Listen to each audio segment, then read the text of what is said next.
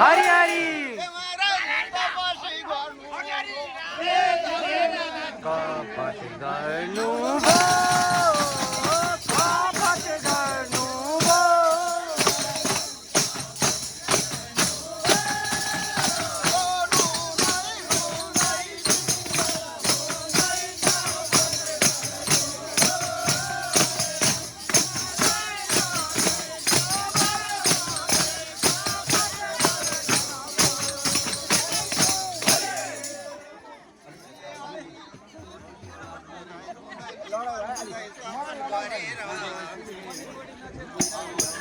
मन्दिरपट्टि चाहिँ ढाड नबनाइदिने यतापट्टिबाट